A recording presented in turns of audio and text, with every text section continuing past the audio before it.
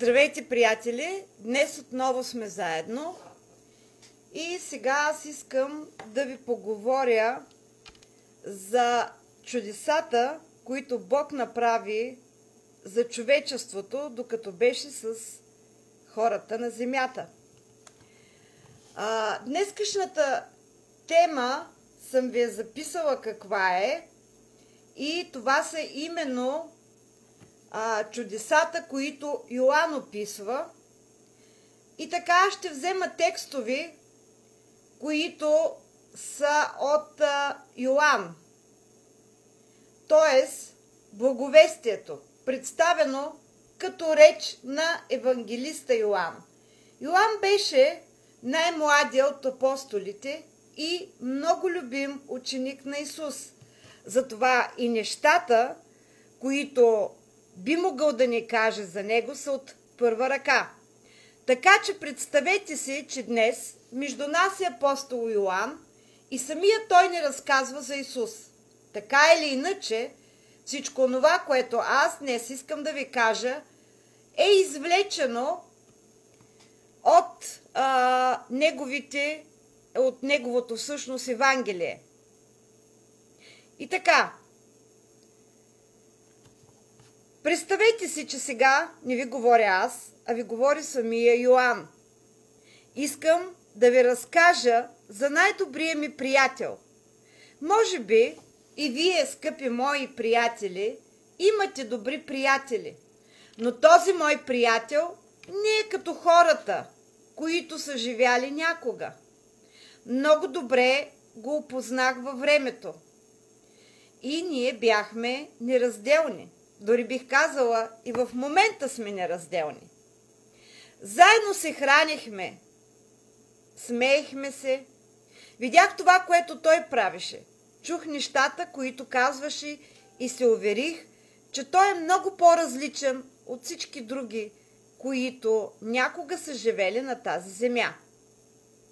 И така, нека да започна с Лука, 8 глава, 22 и 25 стих. Историите, които ще ви разкажа, действително се са случили. Исус направи много изумителни неща. Нека ви разкажа обаче днес за няколко от тези изумителни неща. Веднъж заедно с Исус и други негови ученици прекосявахме с рибарска лодка едно езеро. Докато Исус пеше, се разрази страшна буря. Някои от нас бяха рибари.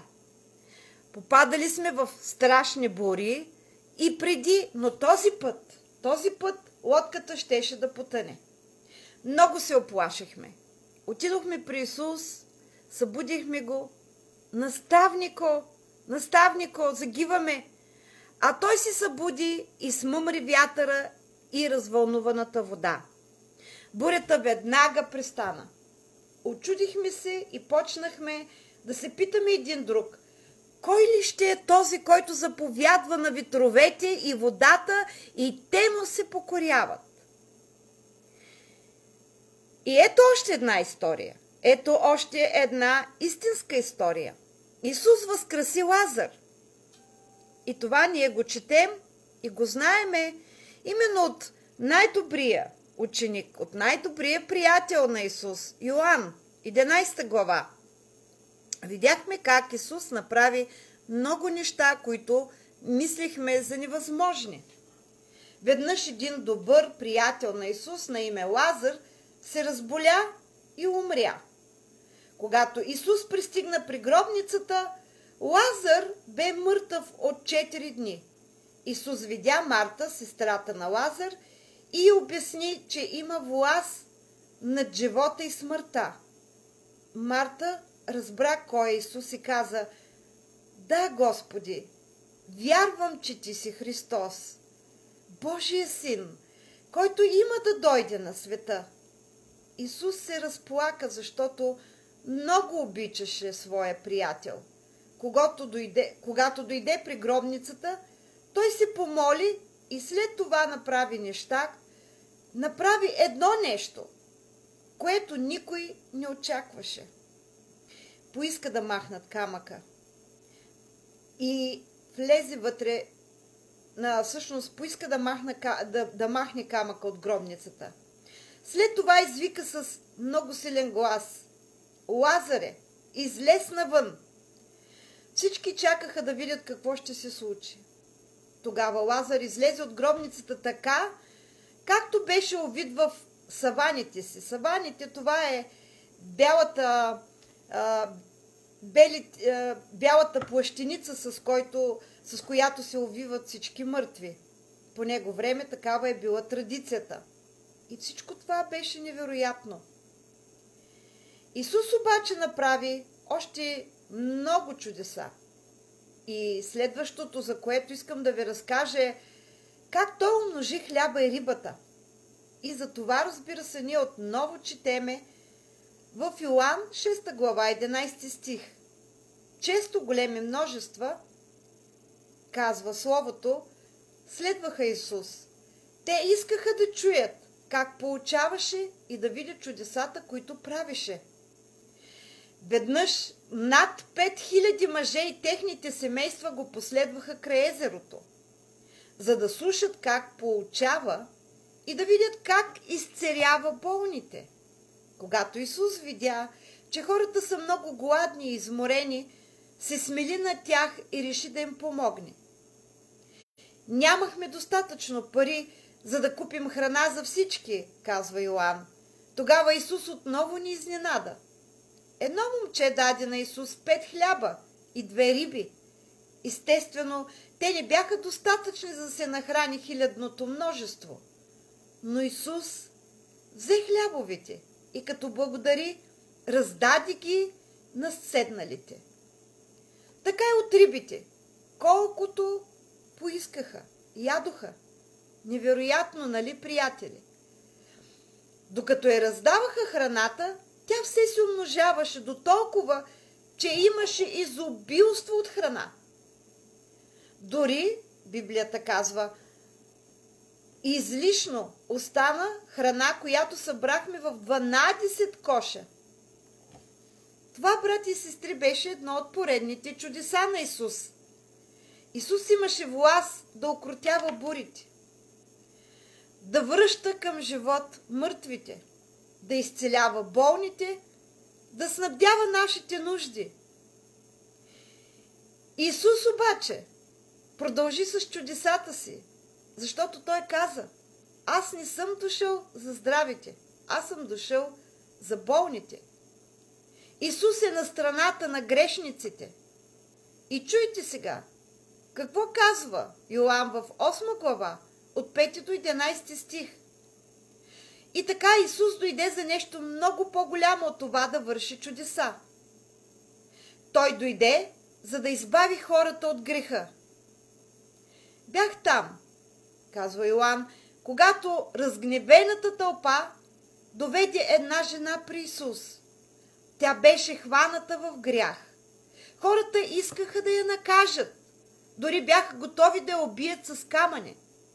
Тълпата попита Исус: ти какво ще кажеш? Исус се наведе и започна да пише с пръст нещо на земята. Тълпата настояваше за ясен и категоричен отговор. Той се изправи и каза: който от вас е безгрешен, нека пръв хвърли камъка по нея. Исус отново се наведе и продължи да пише по земята. Всички хора от тълпата осъзнаха, че те също са грешни, и един по един си тръгнаха крайно засрамени. Останаха само Исус и жената. Тогава Исус се изправи и каза: жено, къде са онези, които те обвиниха? Никой ли не те осъди? А тя отговори: никой, Господи. И аз не те осъждам, каза Исус. Иди си и от сега нататък повече не съгрешавай. Чуйте този текст. Иди си и от сега нататъка не съгрешавай. Това е истината в покаянието.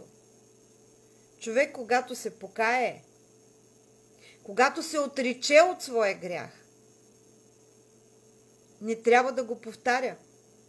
Защото по този начин покаянието не важи, не е валидно. И така продължавам обаче, защото сега не е темата на покаянието, с чудесата, които Исус извърши за нас. Ние знаем от Йоан, 10 глава, от 11 до 18 стих, че Исус е добрия пастир. Исус е универсалният пастир. Исус е превъзходният пастир. Исус не съгреши нито веднъж. Той живя съвършенно. Всеки от нас обаче вършил грешни и неправилни неща в своя живот. Дори когато приемем Исус за наш Спасител, ние продължаваме да грешим, защото живееме в плът. Защото сме плътски. Всеки от нас обаче върши грешни и неправилни неща. И всички ние заслужаваме за нашите грехове наказание. Но ние, брати и сестри, сами не можем да спасим себе си. Ние не можем да станем достатъчно добри, за да изкупим греховете си. Ние трябва да бъдем простени и спасени. Затова Исус казва, че Той е като овчар или пастир, а ние сме като овцете. Като животни. Овцете са безпомощни. Ние също. Те се отклоняват, губят се или попадат в беда. Те не могат сами да се избавят от бедите, в които попадат. Трябва да бъдат спасени от тяхния овчар, който е мъдър, който е силен. Бог е много по-силен. Брати и сестри, Бог е много по-мъдър от нас. Исус казва: аз съм добрия пастир. Добрият пастир дава живота си за овцете. Исус обеща да ни спаси, като даде своя живот за нас. Той знаеше какво прави. Исус каза: за това ме обича Отец, защото аз сам давам живота си. Никой не ми го отнема, но аз сам от себе си го давам. Исус бе разпнат на кръста. И ние това знаеме от Йоан 19 глава, 17 стих. Той казва следното: една вечер, докато се молихме в градината, моят приятел Исус бе заловен. Той бе арестуван от религиозните водачи, защото религията е тази, която превърна учението на Исус Христос в нещо непостижимо и недостижимо от хората. Защото религията, брати и сестри, е тази, която ни налага традиции, тази, която ни налага едно друго знание, едно друго учение, което е крайно различно от истината, заради която Исус беше с нас на земята. И така,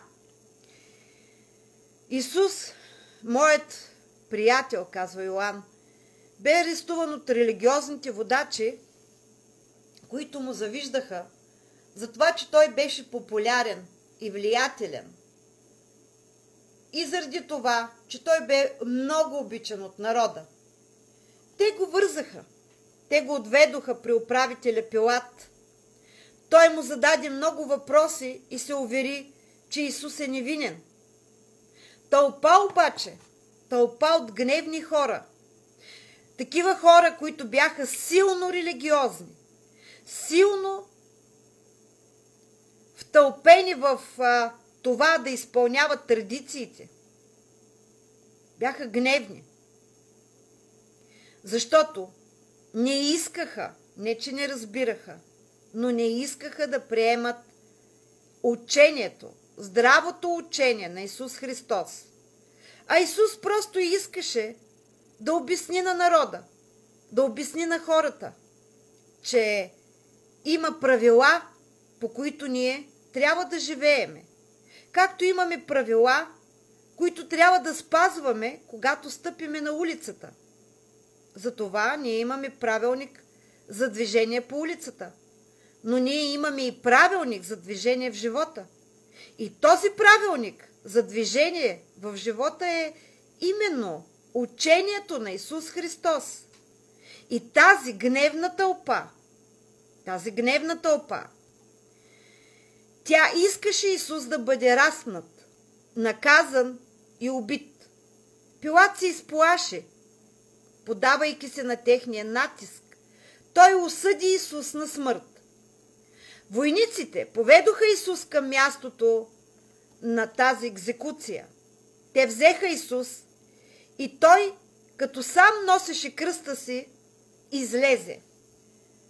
И така, казва Йоан, дойдохме на мястото, наречено Лобно. Там римските войници го приковаха на кръста. Ние четеме благовестието от Йоан като негов най-приближен ученик. Тоест, ние научаваме историята от първо лице, най-реално. Йоан продължава. Аз бях там заедно с някои от близките на Исус. Не можехме обаче нищо да направим. Исус стоя на кръста часове наред, казва Йоан. След това умря. Тогава изведнъж земята се потресе. Земетресение.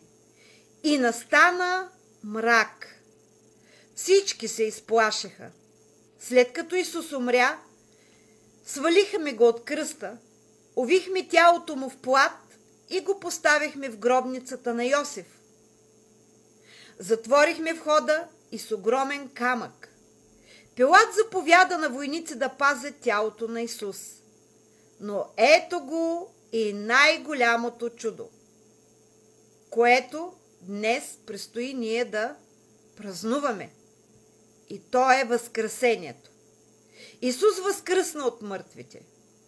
И Йоан продължава да ни разказва от първо лице в 20 глава от 11 до 14 стих. В онзи момент, казва Йоан, всички ние, които следвахме Исус, бяхме много тъжни. Исус бе мъртъв от 3 дни. Рано сутринта Мария Магдалена, която беше сред приятелите на Исус, отиде на гроба му. Когато пристигнала, видяла, че големия камък е преместен. Тя се върна, за да ни каже това, което бе видяла, на което бе станала свидетел. Двама от нас се затичахме с всичка сила към гроба и влязохме вътре. Тялото на Исус не беше там, продължава да разказва Йоан. Бяхме объркани и се прибрахме, като се чудихме какво ли се бе случило. Исус е жив! Алилуя! Йоан 20 глава, от 19 до 20 стих. И след това Йоан 14 глава, 16, 17, 26 стих. По-късно същия ден Йоан продължава с разказа си. Бях заедно с другите ученици. Разговаряхме за видяното. Бяхме заключили вратата, защото много се страхувахме. Тогава изведнъж Исус влезе в стаята при нас. Застана посред стаята и каза: мир вам! Той ни показа ръцете и ребрата си. Те имаха белези от пробожданията, но бяха напълно заздравели. Толкова се зарадвахме, когато видяхме Исус жив и здрав. Исус остана с нас 40 дни. През това време повече от 500 души го видяха и говореха с него лично. След това Исус отиде на небето. Преди да се възнесе обаче, той обеща Бог да изпрати Святия си Дух. Святия Дух, братя и сестри, това е третото лице на Бога. Ние сме свидетели. Ние живееме в този период на Святия Дух, който Исус ни даде след възкресението и отиването му на небето, за да седне отдясно на баща си. Той ни даде Святия си Дух, за да ни води и за да ни утешава. Исус ни беше казал: и аз ще поискам от Отец, и Той ще ви даде друг утешител, за да бъде с вас до века, Духът на истината. Той ще ви научи на всичко и ще ви напомни всичко, което съм ви казал. Животът ни се промени коренно, продължава да разказва Йоан. Разказвахме на всеки, който срещнахме по път и над път за Исус. Ходихме по пазарите, ходихме по храмовите, отидахме в други градове, отидахме в други страни и казвахме на всички добрата вест. Исус понесе наказанието, което ние заслужаваме, за да можем ние да познаваме Бога и да го обичаме. Това е най-големият подарък, братя и сестри, който имаме и днес. Неговия свят Дух, утешителят, който ни утешава, който ни учи на истина. Ти можеш да вярваш и да следваш Исус и днес, братко, сестро, приятели. Йоан 3 глава, 16-17 стих, Йоан 1 глава, 12 стих. Исус, приятелю мой, те кани да бъдеш Негов приятел, да бъдеш Негов ученик. Да, Бог, който създаде всичко, Бог, който владее всичко, желае ти да бъдеш Негов приятел. Ето какво казва Исус. Защото Бог толкова възлюби света, че даде своя единороден син, за да не погине нито един, който вярва в Него, но да има вечен живот, понеже Бог не е пратил сина си на света, за да съди света, но за да бъде светът спасен чрез Него. През живота си, братя и сестри, приятели, през живота си, Исус извърши много неща. Разказах ви днес тези истории, за да знаете и да вярвате, че Исус е син на единствения истински Бог. Той има власт над всичко, над земята, над водата, над природата, живота и смъртта. Той ни създаде, обича ни, Той се грижи за нас. Научете се да се уповавате на Него. Всички ние не се покорихме обаче на Бога и заслужаваме наказание за своя грях. Но тъй като Бог много ни обича, Той изпрати своя син Исус да пожертва живота си и да понесе наказанието за твоя и моя грях, като умря на кръста. 3 дни по-късно обаче Бог го възкръси от мъртвите. После изпрати и Святия си Дух да помогне на теб, на мен, на всички нас, за да ни насърчава, за да ни учи, за да ни излекува от всяка една болест, която ние имаме в сърцата си, в умовете си, в телата си. Има само един начин, по който можем да станем приятели на Бога. Трябва да вярваме в това, което Исус направи за нас и да го следваме в живота си. Да го следваме, да спазваме правилата Му. Нека го направим, братя и сестри. Как можем да следваме Исус? Първо, аз ще ви кажа сега няколко правила. И едно от първите, най-важните правила, това са: моли се, моли се. Може да говориш с Исус по всяко време и на всяко място. Той винаги те слуша. Помоли Бог да прости лошите неща, които си направил в своя живот. Отричи се от тях. Благодари Му за добрите неща, които Той е направил, и Му кажи от какво се нуждаеш. И второ, чети. Чети или слушай Библията. Да, има хора, които не виждат, които по рождение са слепи или от болести са ослепяли, но пък те могат да чуват. Затова казвам, чети или слушай Библията. Можеш да започнеш от книгата Евангелието според Йоан в Новия Завет. Там ще прочетеш историята за живота на Исус, написана от най-близкия приятел на Исус, от приятела на сърцето му, Йоан. Трето, срещай се с други приятели на Исус. Не с неприятелите му. Не дей да дружиш с неприятелите му. Не дей да дружиш с хората от света. Бъди приятел на приятелите на Исус. С тях може да се радваш на това, което прави Исус. Направи го, приятелю. Почитай Бога. Като живееш по начина, по който Той иска от теб, а не по начина, по който на тебе ти приляга или ти си мислиш, че е правилен. Не дей да мислиш, кое е правилно за теб, а чети и се напътства от Библията, кое е правилно за Бога. И живей по този начин. Така ти ще се сприятелиш с Бог и ще бъдеш Негов приятел. И Той ще те нарече свой приятел и ще те нарече свое дете. И ти ще бъдеш Негово дете. Той ще те осинови, Той ще те новороди. Покорявай Му се и показвай Неговата любов към околните. Казвай на околните за Исус. Разказвай на околните за Исус. Благовествай на околните за Исус. Това е добрата вест.